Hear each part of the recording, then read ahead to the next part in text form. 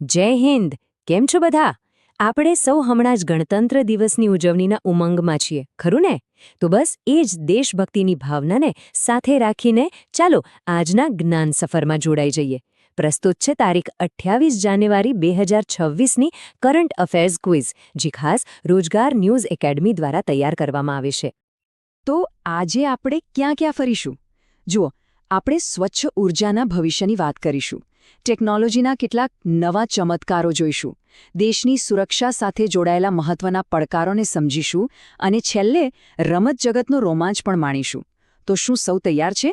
ચાલો શરૂ કરીએ આજની પ્રશ્નોત્તરી. આપણો પહેલો જ સવાલ ઊર્જા ક્ષેત્રમાંથી છે.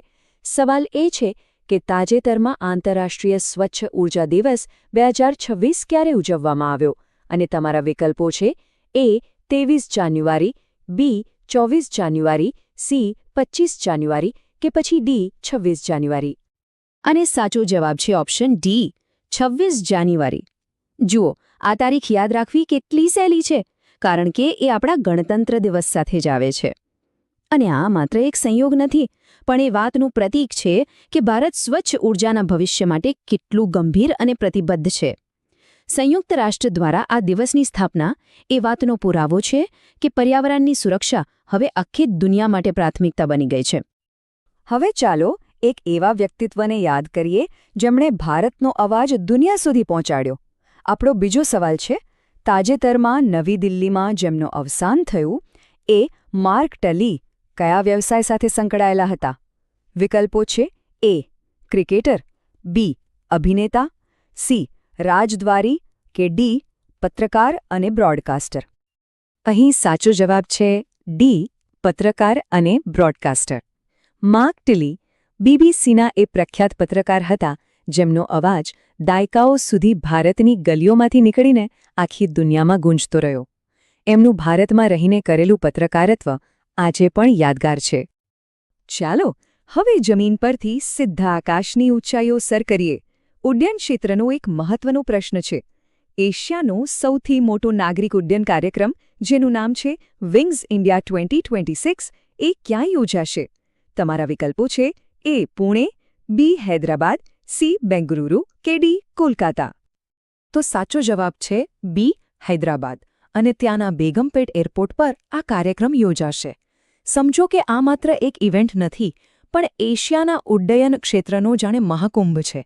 અને એ જાણીને આપણને ગર્વ થવો જોઈએ કે ભારત વિશ્વનું ત્રીજું સૌથી મોટું ઘરેલું ઉડ્ડયન બજાર છે. ઉડાન જેવી યોજનાઓએ ખરેખર સામાન્ય માણસના ઉડવાના સપનાને પાંખો આપી છે. હવે વાત કરીએ દેશની સુરક્ષા સાથે જોડાયેલા એક અત્યંત મહત્વપૂર્ણ પ્રશ્નની.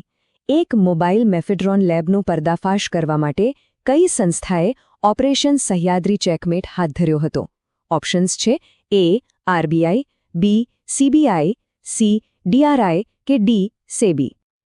આનો સાચો જવાબ છે સી ડીઆરઆઈ, એટલે કે ડિરેક્ટરેટ ઓફ રેવન્યુ ઇન્ટેલિજન્સ. સાચું કહું તો આ ઓપરેશન કોઈ ફિલ્મની સ્ટોરીથી ઓછું નથી. સહ્યાદ્રી પર્વતમાળામાં એક ગુપ્ત ડ્રગ્સ લેબનો પર્દાફાશ કરવામાં આવ્યો. અને તમને ખબર છે, એક રસપ્રદ વાત એ છે કે આ મેફેડ્રોન ડ્રગનું કોડ નેમ મ્યાઉ મ્યાઉ છે.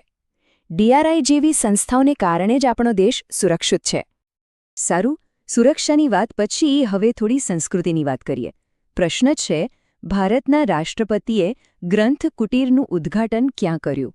અને તમારા વિકલ્પો છે: એ હૈદરાબાદ, બી ચંદીગઢ, સી મુંબઈ કે ડી નવી દિલ્હી. અને સાચો જવાબ છે ડી નવી દિલ્હી. અને એ પણ ક્યાં? આપણા ગૌરવશાળી રાષ્ટ્રપતિ ભવનમાં.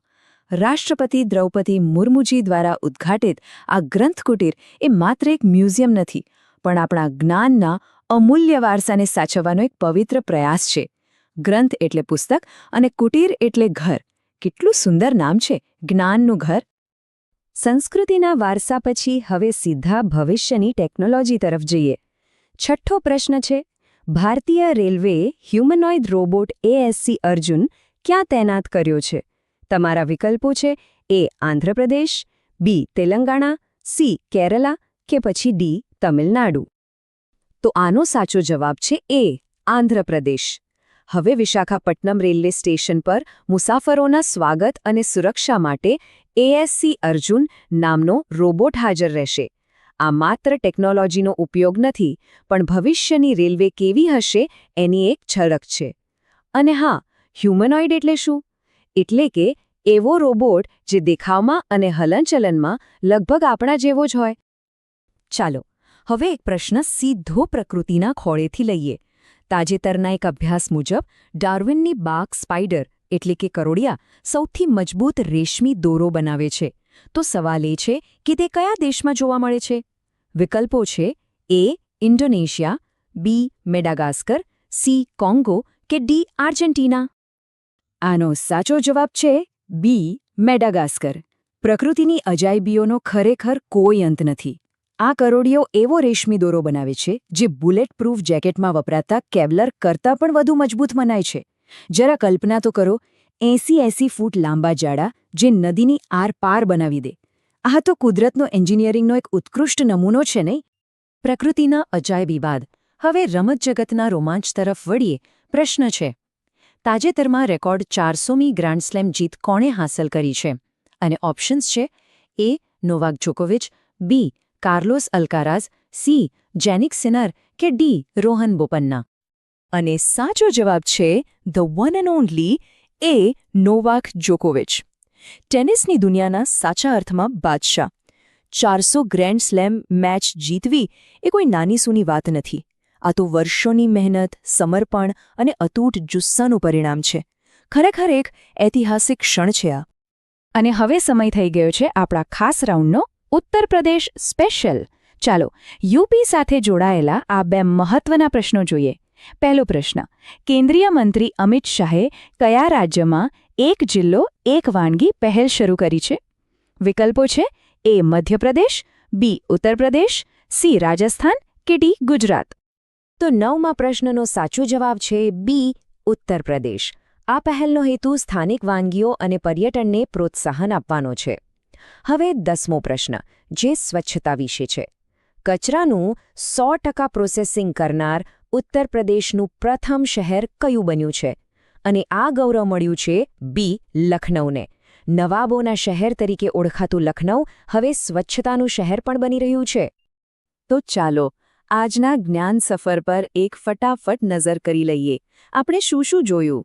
26 જાન્યુઆરીએ સ્વચ્છ ઊર્જા દિવસ, મહાન પત્રકાર માર્ક ટલીને યાદ કર્યા, હૈદરાબાદમાં વિંગ્સ ઇન્ડિયાની વાત કરી, DRIનું દમદાર ઓપરેશન જોયું, દિલ્હીમાં ગ્રંથ કુટીરની મુલાકાત લીધી, આંધ્રપ્રદેશમાં રોબોટ અર્જુનને મળ્યા, મેડાગાસ્કરના અદ્ભુત કરોળિયા વિશે જાણ્યું, નોવાક જોકોવિચનો રેકોર્ડ જોયો અને છેલ્લે યુપી સ્પેશિયલમાં સ્વાદ અને સ્વચ્છતાની વાત કરી. વાહ, કેટલું બધું શીખ્યા આપણે. તો બસ આજ માટે આટલું જ. હંમેશા યાદ રાખજો, જ્ઞાન એ શક્તિ છે જે આપણને અને આપણા દેશને સતત આગળ લઈ જાય છે. એટલે શીખતા રહો અને આગળ વધતા રહો. રોજગાર ન્યૂઝ એકેડમી સાથે સફળતા તરફ કદમ મિલાવતા રહો. જય હિન્દ.